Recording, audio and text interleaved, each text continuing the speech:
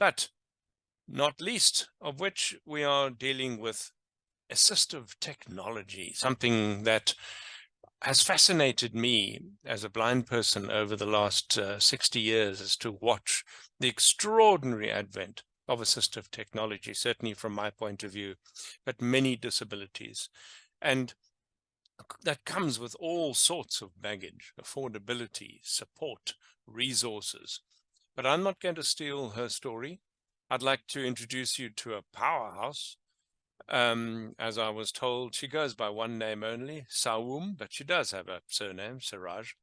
But everyone knows her as Sawum from Kenya. And Sawum, are you in the room? Yes, I'm in the room. Yay, you're in the room. Excellent. So I'm going to hand it over straight away to you. Are your panelists in the room? Yes, they're in the room. Excellent. Excellent. I'm not going to say another word. The floor is yours, and you'll see me in about 50 minutes. Go for it. Thank you. Thank you so much, Jeremy. Thank you, everybody, for this amazing summit. I'm so excited, all the discussions that have gone on from the beginning till now. I'm blown away. And for us, we're going to talk about assistive technologies, a little bit about myself. I'm from Kenya. I'm a member of the Rotary Club of Hurlingham. I do a lot of advocacy for persons with disability. I've been a Rotarian for the last 13 years, going strong. But on a normal day, I run a small business. We do branding, medical supplies, and logistics. So I'm pretty excited. It's about 8:45 in Kenya right now. With me, I have amazing panelists.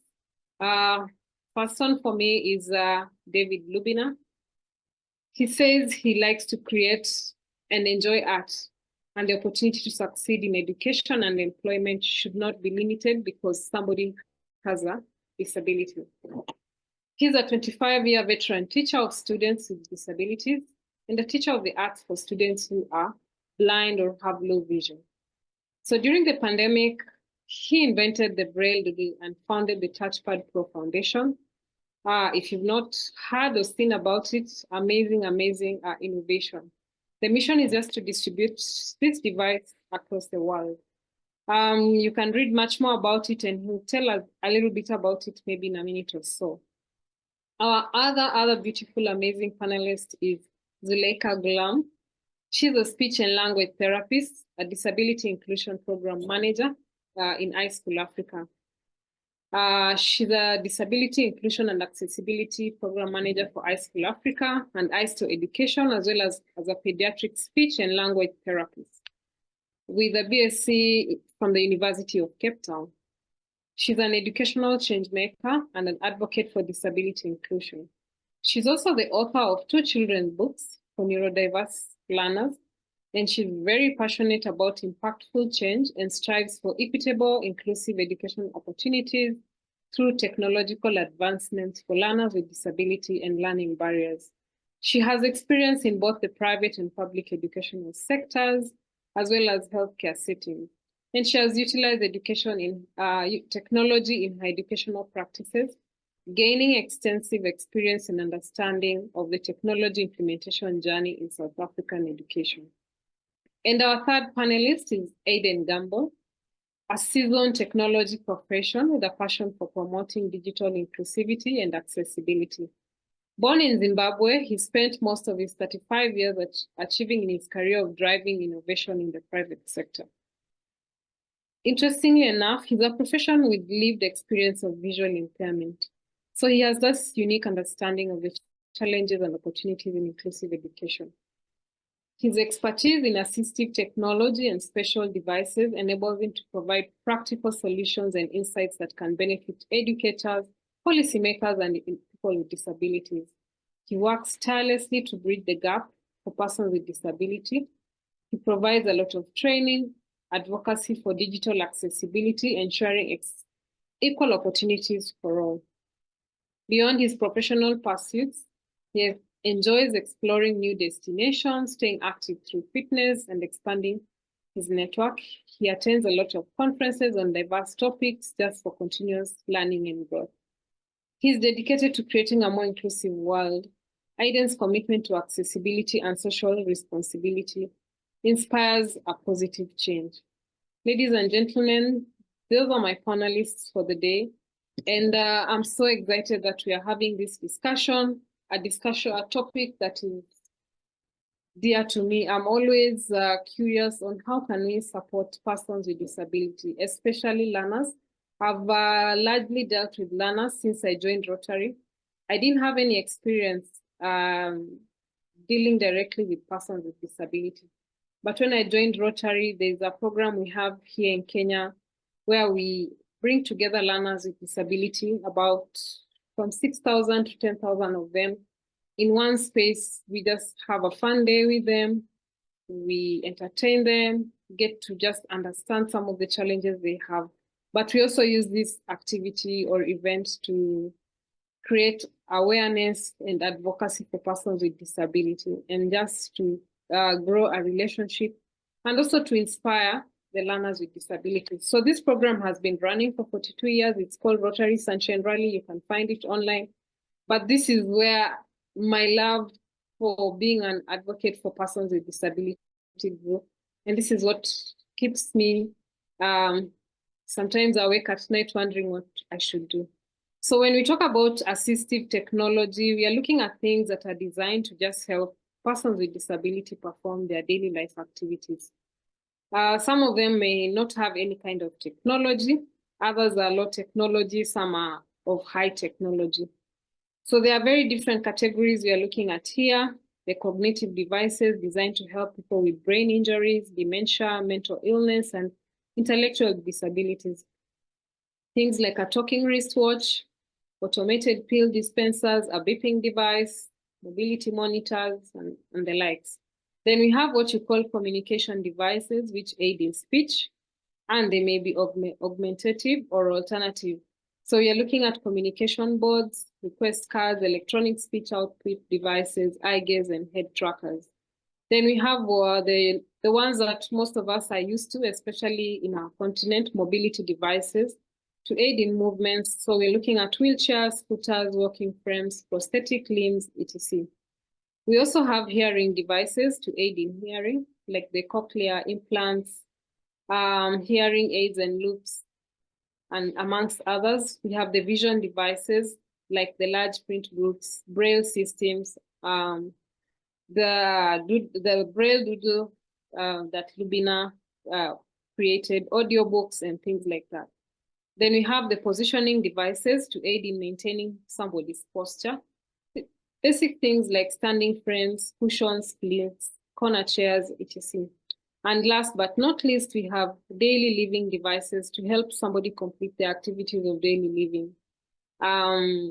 Like bathing shower chairs, commodes, toilet risers, mobility transfer modes. We have the cooking and eating utensils that are adaptive. Some of them are automated, non-skippable. So there's a lot going on in that whole sphere of assistive technologies and devices. And we are just here to briefly talk about how it can enhance inclusivity in education. But this topic it's very wide. We can cover so much, or we can cover so little. Our focus is largely on inclusive education.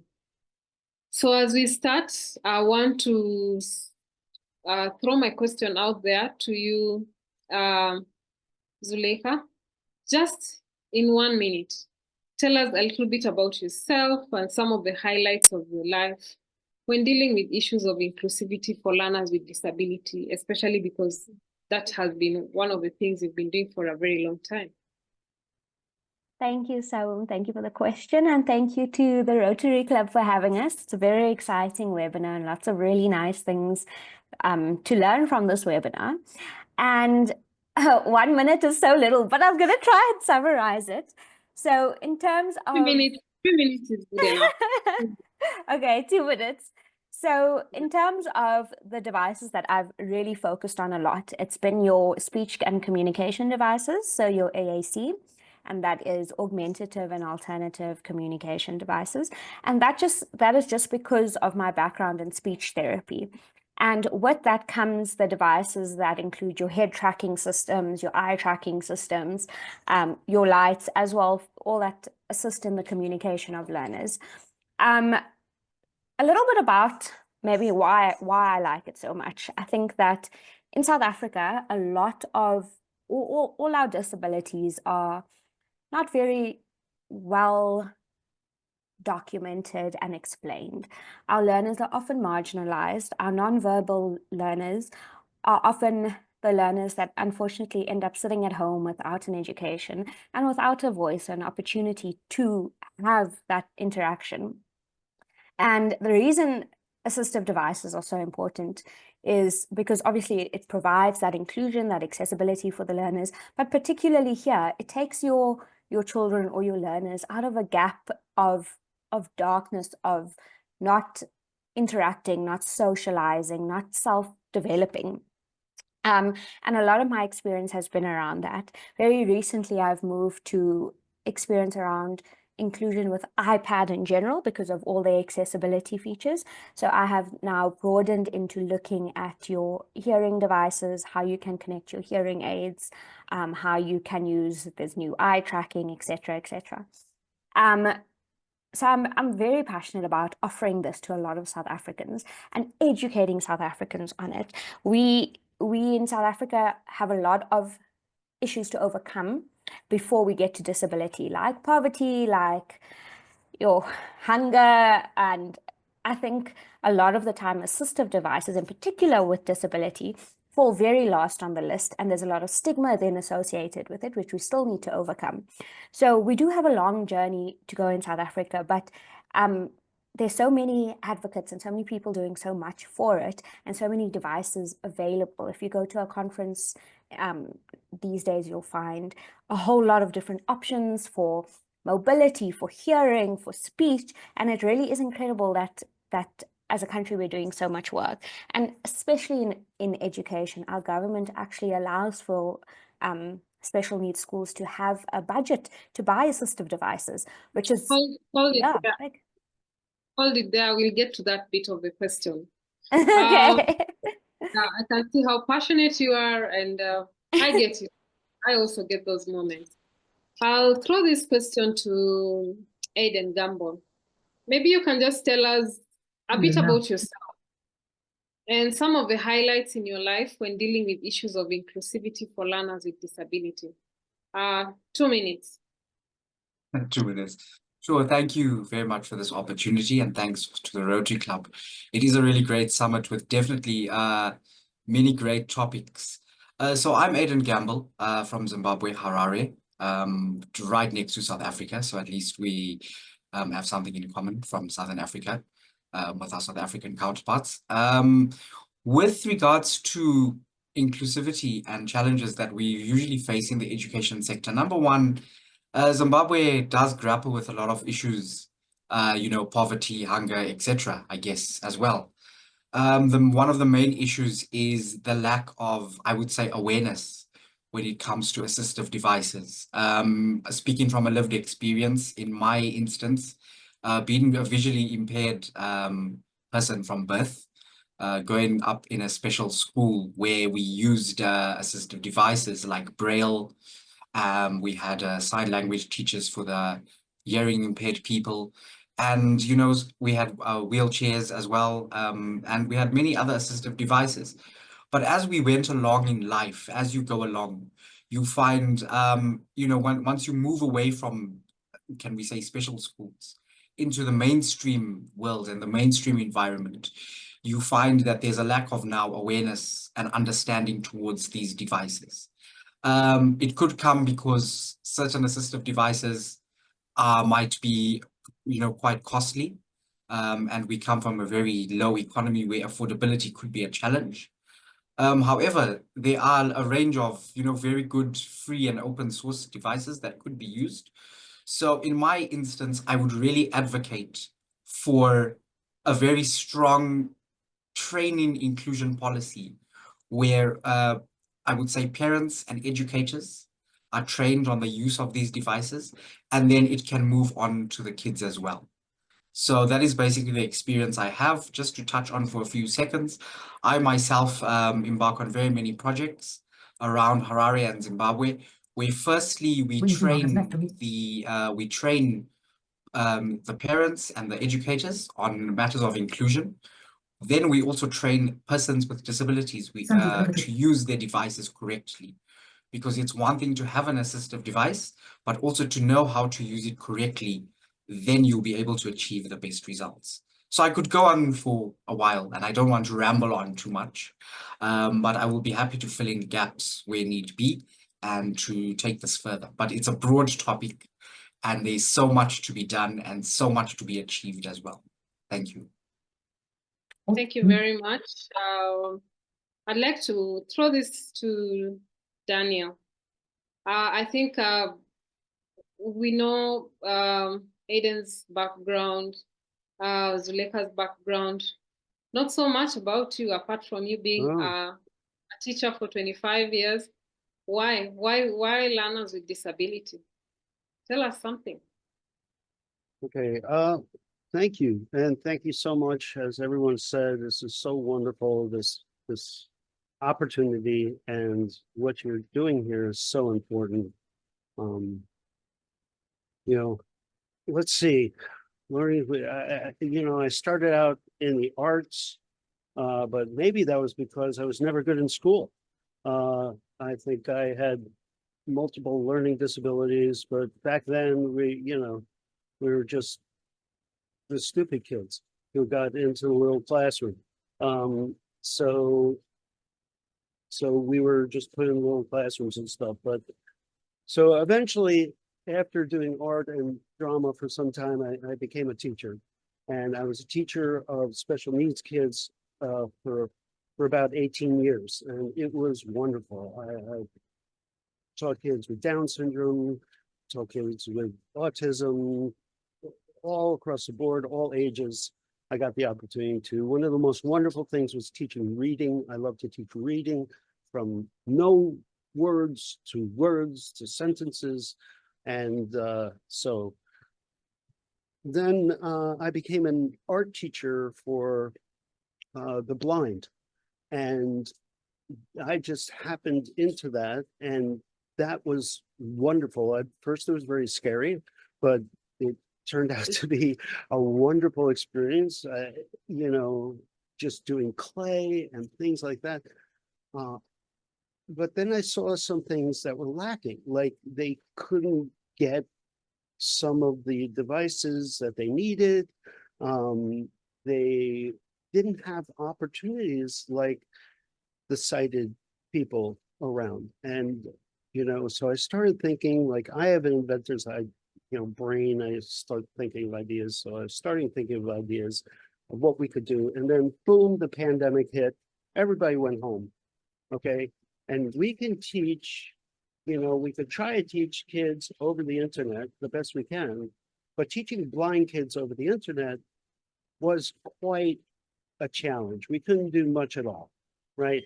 And then I saw kids that didn't have Braille instruction, because you can't teach Braille over the internet when you don't have something there in front of you.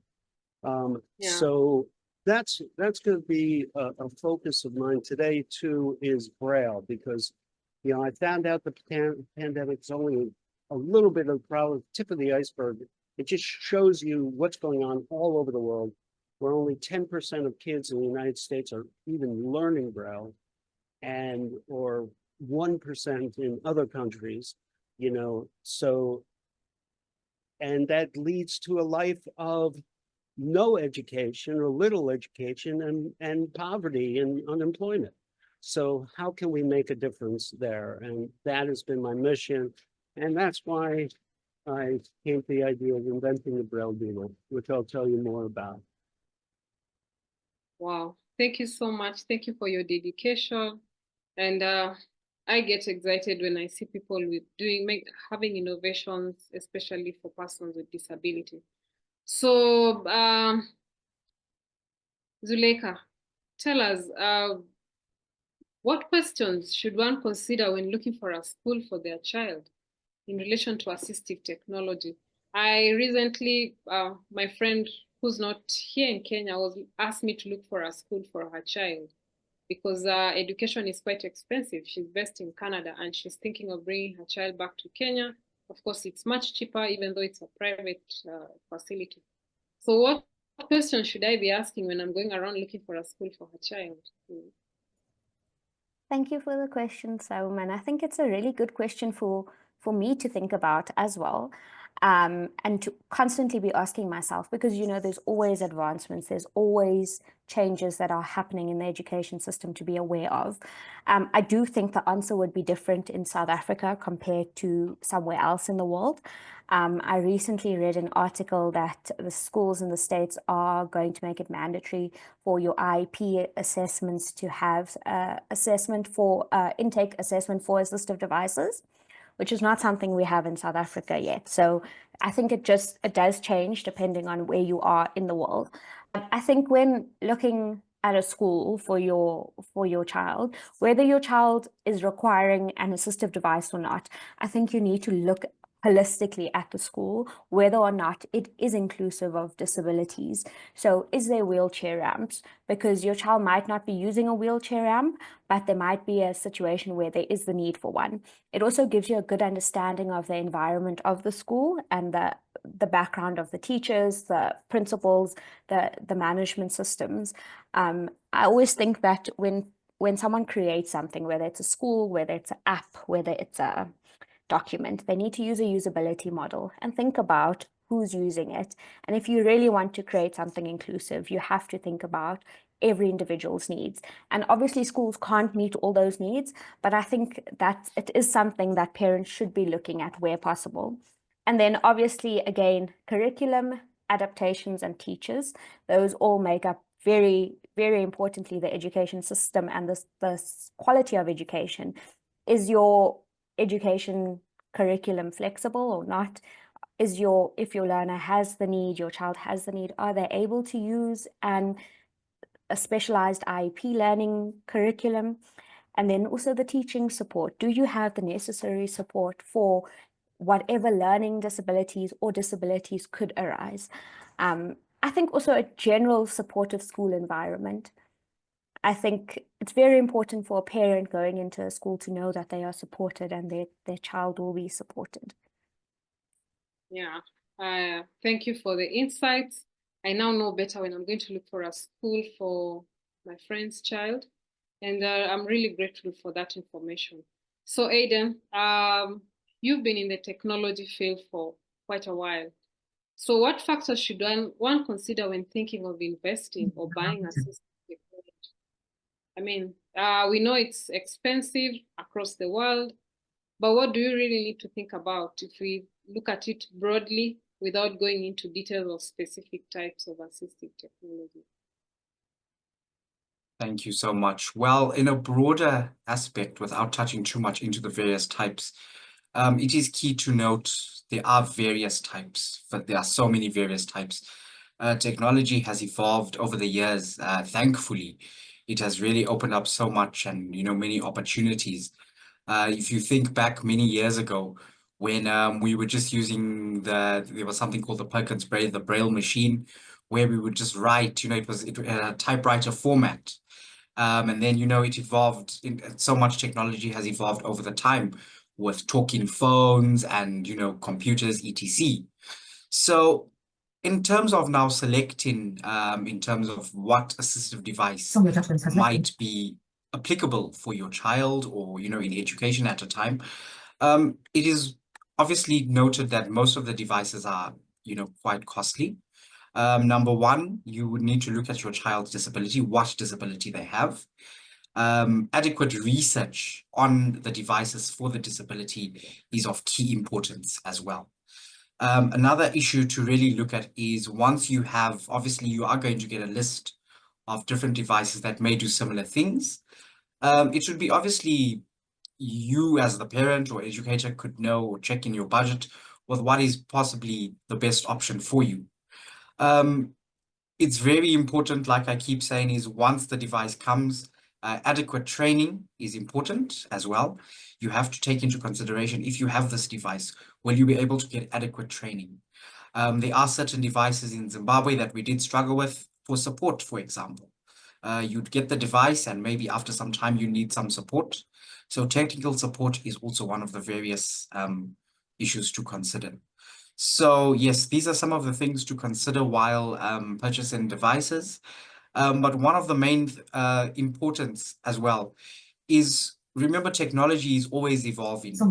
So it would be good to get a device that would have, I would say, durability that would possibly last for as long as possible. I'm glad to say that most suppliers these days in many areas and factors have very durable devices. So yes, those are some of the things that I would just touch on the surface. It can go much broader than that, but I hope that this sheds a bit more light. Thank you so much, Aiden. I have a question for you, Daniel. So you've been with a teacher for over 25 years. Perhaps you can tell us, how does assistive technology enhance inclusivity, especially in education, because that's been your field? It is so important. I mean, to piggyback on what other people were saying, first of all, I'm also a parent of a child who, well, he's no longer a child, he's 26. So I'm a parent of a 26-year-old who, you know, was on the autistic spectrum with Asperger's. So, you know, and I was blessed to go through that journey with him, and I'm blessed to be his father now. But what I'm saying is, I just want to say that there are so many devices out there, so many things for your child's needs, or for, and we have to be fighters. We have to get in there and fight and advocate for our students, whether we're teachers, whether we're, you know, administrators, or whether we're parents.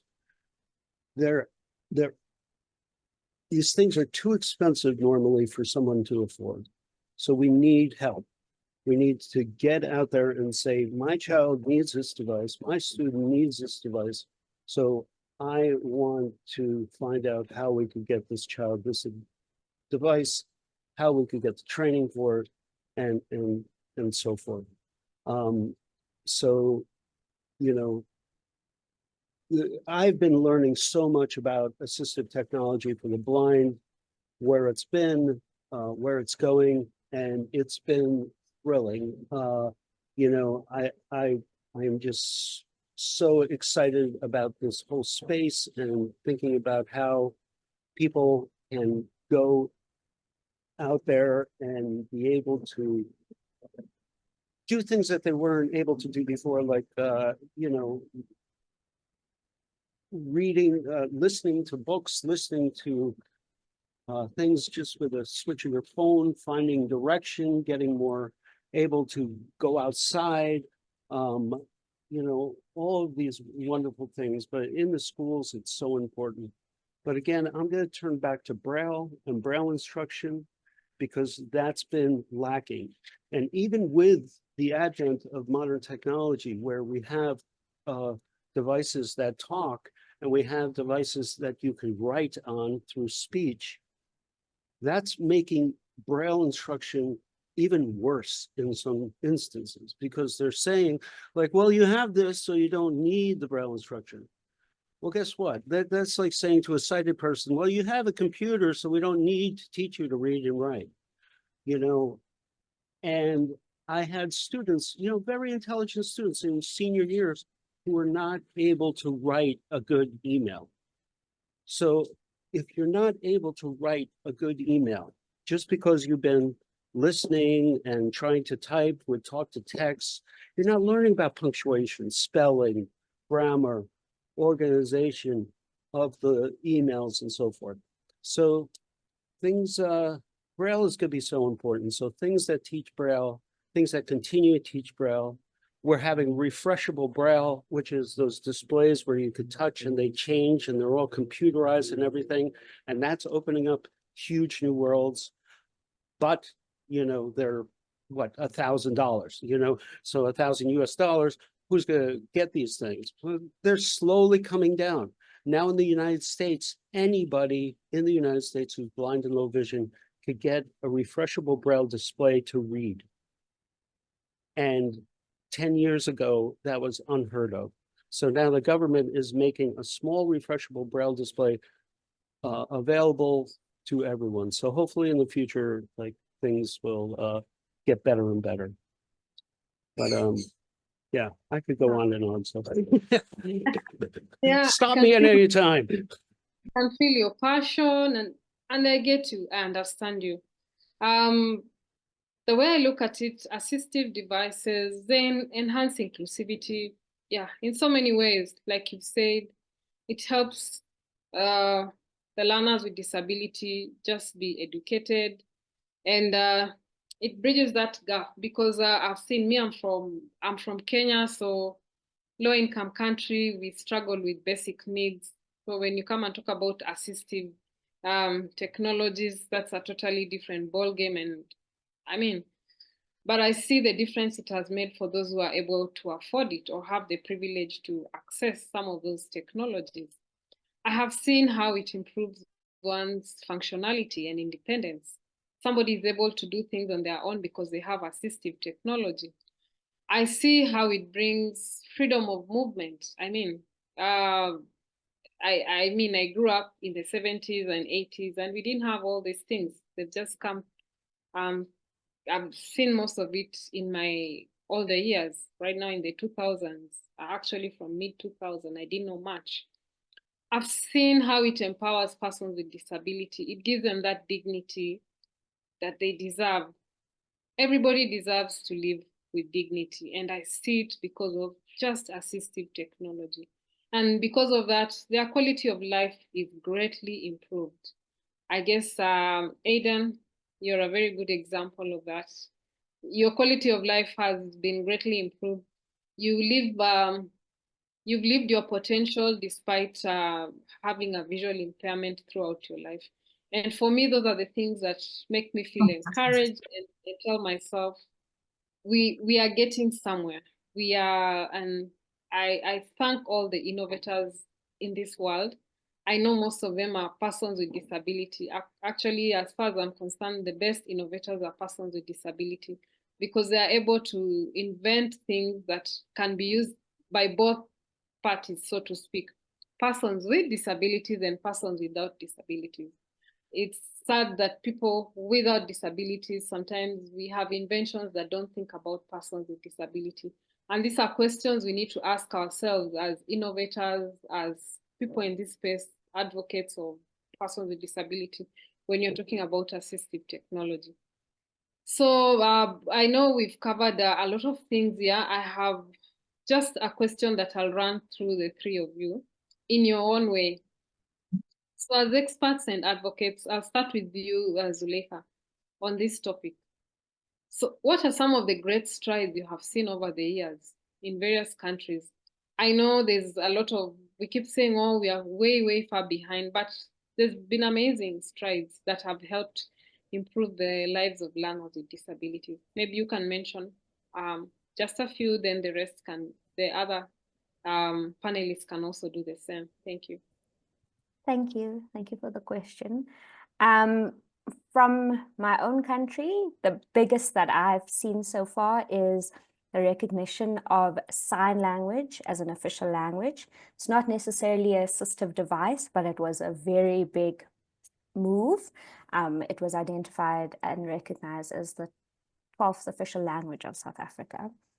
But aside from that, I think so it's actually a tough one because all assistive devices are very important and there's no disability that should need one more than another one. Everyone should have a fair equal chance to their device.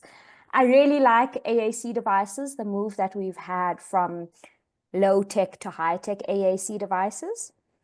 I think you could speak better on this, Sawum, but the sign language glove that was created in Kenya, yes, I think that was Sense Hub, yeah. Yeah, Yeah, my that friend. was Yeah, that was a very, very big one. And I think another, like a big step, is the general advocacy throughout the world for assistive devices. Not necessarily the creation of specific ones, but everyone that has come together to advocate for the need of just assistive devices in various environments. Yeah. Thank How you. about you, Aiden? What are some of the big things you have seen happening, apart from the basic ones that we see every day? Well, thank you. It is to be noted, while we can say we are behind, yes, we are behind in a lot of areas, but in a lot of areas, Zimbabwe has done reasonably better than one would maybe think or expect, given our situation. So in terms of, assistive device awareness, we really have we've started to make big strides in promoting inclusion. Because we believe if we promote inclusion to everybody, then more services will be created from the start with a universal design approach. So if we have more services and more, programs or more education facilities built in our country, even healthcare institutions, if they built with inclusion in mind, then everybody's included from the beginning. So while it is still a big gap to train and to sensitize people on the importance and the difference of assistive devices, the stride of inclusion, yes, is ongoing. But when we, sensitize more and more corporations and schools on disability inclusion, yeah, I think slowly but surely we are achieving. It is constant work, work around the clock, I would say. Constant engagements with people, trying to change the attitudes and the perceptions of individuals. When you see some people who have disabilities and you know that they haven't reached their full potential, maybe because of the attitudes of the environments around them, that is quite a big thing as well. So yes, those are some of the strides we're making, and we will continue as well, and obviously take inspiration and courage from the rest of the world as well. Thanks. Those are great comments. So we've had Zuleika. We are basically in Africa. I don't know whether we are calling ourselves third world or developing. So let's get to hear what Daniel has to say from the first world.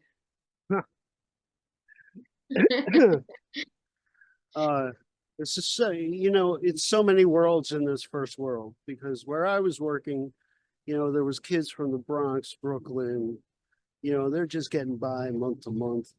And that was one of the things that the pandemic pointed out, is they can't go on Amazon and buy a bunch of supplies and things. They live in a studio apartment with their three brothers. It's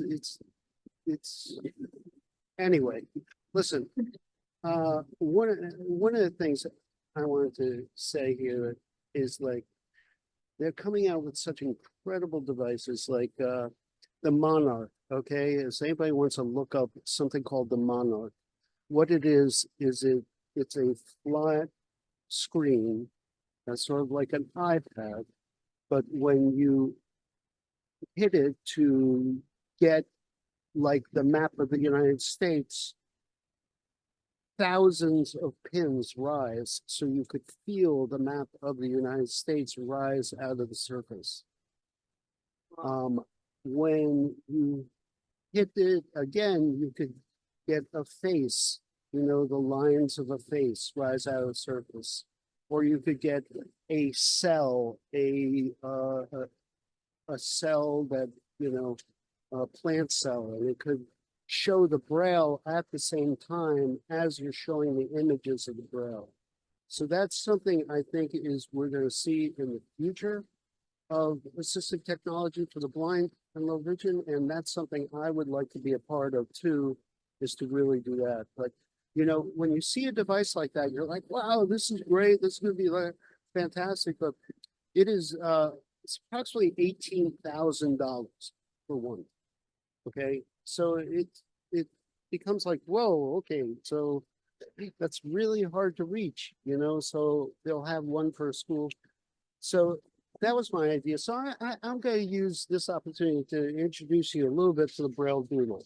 So the idea behind this was to get something inexpensive where kids could do art and maybe learn a little Braille, even if you're blind or low vision, right out of the box, right at your house, you know. So for those of you who are blind and low vision, I'm holding a tablet-like device. It's about the size of a tablet. It has hundreds of holes in it on both sides.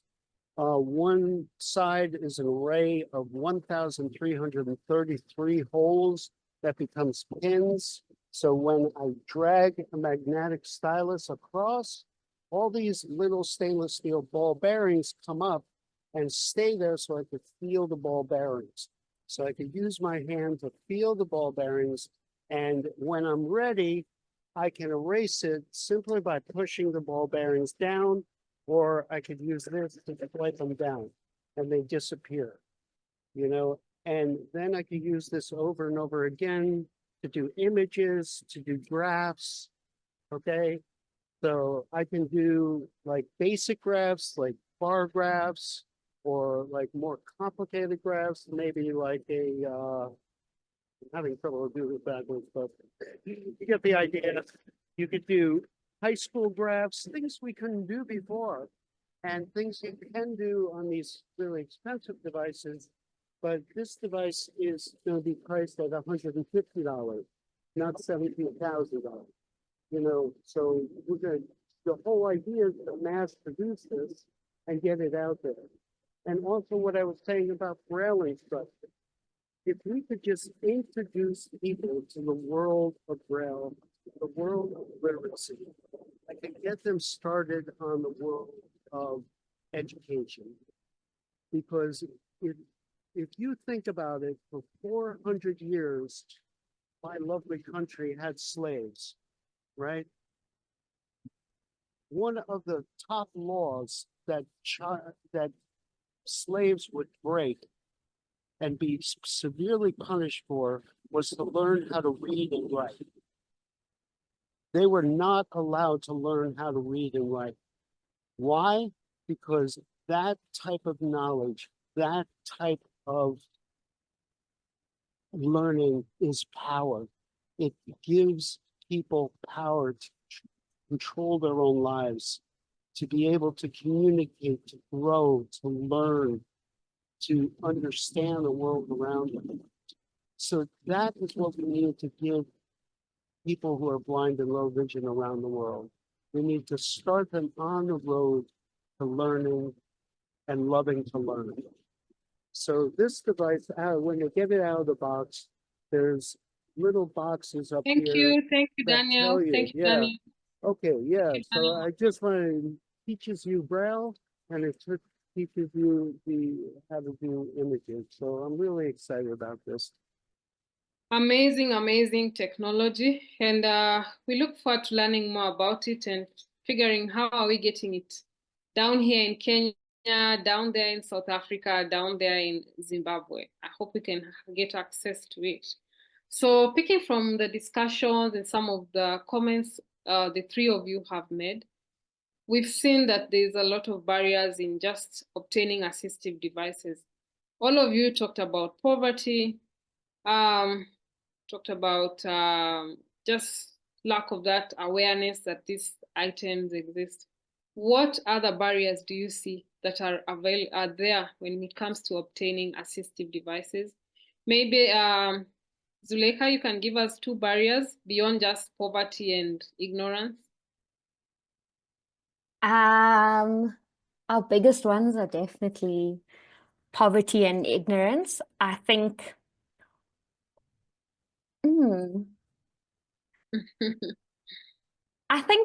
I don't know how to phrase this in a nice way, or I don't know how to phrase it in general, but we generally get things later. So I think that's a barrier.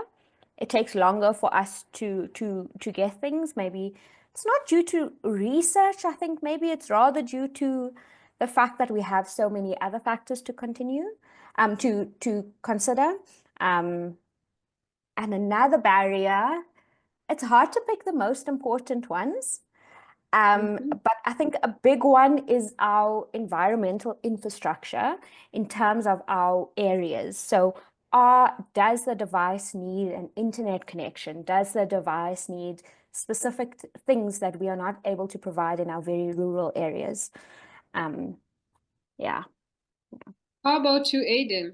What other barriers do you see now that we've said poverty, we've said ignorance, then you've said that the products are not in the market, and then our inaccessible physical environment, the way it is, it doesn't support some of this. What other barrier do you see?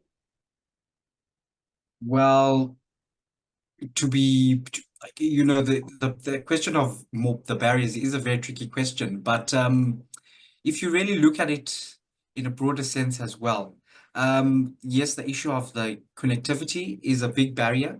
The infrastructure environment, like Zuleika was saying, a lot of the infrastructure is very difficult in remote areas. Another barrier that we've commonly faced here is the language barrier. A lot of our persons with disabilities are in the rural areas as well, or different far out located areas. And you'll find Zimbabwe has over 14 different languages. So you'll find they would ask, can this device communicate with me in my language of choice? So yes, if we could address the language barrier in years to come, then I think that would be a great barrier that we have removed. Great. What the other barrier that I've seen for myself is we just don't have government legislation and policies that support some of these things. It's not their priority. And for me, that cuts across both the first world countries, developing, and third world countries. I've seen there isn't much funding going to innovations, whether by private entities or government. I've had the privilege to interact with innovators here in Kenya, doing amazing innovations when it comes to assistive technology. And when I listen to them, they keep saying funding. When they go to get funding for their innovations, at the end of the day, they are being asked, so how are you going to commercialize this product? Are you going to get your money back, or what happens after this? Because the other challenge we have at the back end is that a disability is looked on the basis of a charity model, and I've seen even here the way innovations are looked at in the form of charity, that you cannot commercialize it. For me, so I'd love to innovate a lot of things, but how will I get my money back? As a business person, I don't mind investing in that innovation, but will it make economic sense for me? That I see as a very big barrier. Then, like I remember Aiden mentioned, teachers not being trained to even use some of the devices that are available in some of those schools. That becomes a hindrance, and I've seen some of them being put away in a corner in one of the classes, gathering dust. So all those kind of barriers are there. And just to throw it to you, Daniel, how can we overcome some of these barriers? Well, actually, you just took one of the things I was going to say was like the training, and that was of course something Aiden brought up. Yeah. Some of these devices are difficult to use right out of the box, so they require training and thought put into it, and companies, I believe, they have their ways of trying to make money and trying to do things, but they need to put in people who could travel and train. Okay, travel to wherever they're selling their devices, and they need to go there and be able to train people, have trainings, and and I think the other thing that I'm trying to think of, because to me the pandemic was an opportunity. It was an opportunity for me to really understand what happens all over the world when it comes to the lack of accessibility. especially for those with disabilities. And how can we get people to have assistive devices and have them be able to use it, even if they're stuck at home, or even if Yeah. they're in some village in the mountains. So how can they use that assistive technology? Can they go onto YouTube and listen to things? Can they, go through different things to be able to get trained on how to use the devices well? Yeah. Yeah, and I hear you when you say just making those assistive technologies and devices more accessible. I really get it when you say that some of the organization or companies that create these technologies don't have a support. Is it like after sales center? I've seen things coming down here in Kenya. They are used once they break down.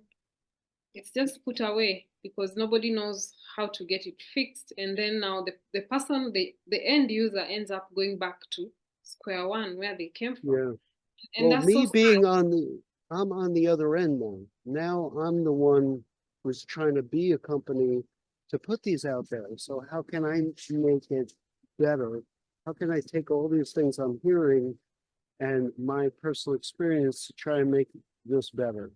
How Yeah. can we set up, we're trying to set up like some type of call center in the future where Yeah. adults who are blind and low vision could answer the phone and Yeah. help people. And also, Yeah. like, can I put videos out there that anybody could understand so they could go on my website and start learning how to use my device and go through Yeah. different trainings on anywhere in the world by going through the device. But Yeah. anyway, so thank you. Yeah, the other thing I want to just remind all of us here as we sit to listen and even as panelists, for me as a moderator, that we can use our voice to push for some of these government regulations, to have a national assistive technology policy, as well as ensure assistive devices often aren't included in the healthcare plans. Because even when you, like here, the way I know it here in Kenya, and I know many other countries, as much as you may have medical cover and insurance, but when it comes to assistive devices and technologies, it's not covered. You're told you have to buy it for yourself. So let's use our voice. We are advocates and we have amazing platforms where we can talk about it. We have all these networks. We can engage the policymakers and just see how some of these small changes can come through. I don't know if you have anything to add, Zuleika, in terms of overcoming some of the barriers. I have nothing to add. I just want to say there is recognition to small steps that we have made. So, for example, South African government in our education system, there is an allowance for assistive devices in your special needs schools. Therapists in healthcare do make recommendations. So, although there's very small steps, there are some steps into getting us to a completely inclusive world. But yeah, thank you, Sarah. Thank you. Thank you. Yeah, I see our time is almost up, and wow, that went so fast. I'm really having an amazing time. I'll just we are closing this up. Maybe you can give a parting shot, Aiden, then Zuleika. Yeah. Thank you Parting so shot. much. It's been great being here this evening with everyone. Thank you so much. Yes, it's just getting our voices out there. As you said, Sion, we are advocates, and I believe that through the constant voice of inclusion and pushing inclusion through, this is the way we'll remove barriers through training, through programs like this, and just through getting our voices heard in many ways possible. Thank you. Thank you. Zuleika, parting shot. Yeah, just thank you to everyone for speaking, everyone for listening, participating. Thank you, Saum. Thank you, Rotary Club. Thank you, Brian, the interpreter. Yeah, thank you, everyone. Thank you, Daniel.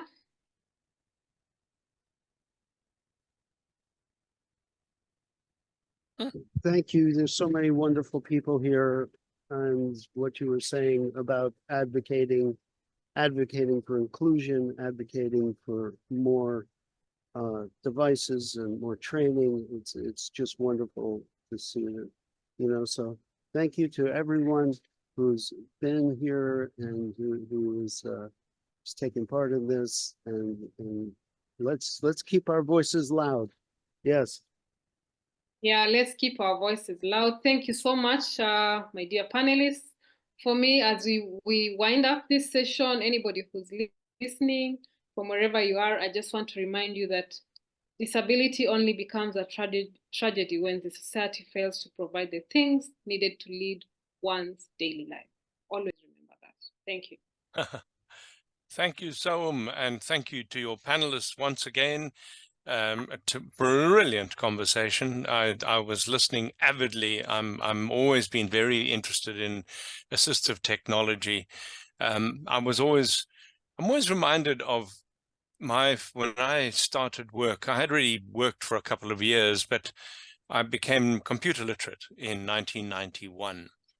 And as a marketing and salesperson in a busy consultancy, if I hadn't become computer literate, and the only way I could become computer literate was to use Zoom text, because I had low vision in those days, I could never have been as productive. Now, I know that's we're not talking about education here, but it's a significant thing. We must never underestimate the power of technology in terms of productivity.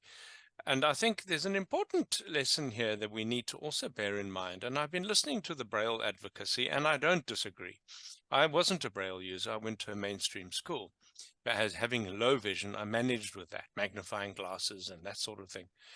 But one thing I have noticed is in our country is that sometimes there is a tendency to emphasize Braille too much without putting any emphasis on computer literacy.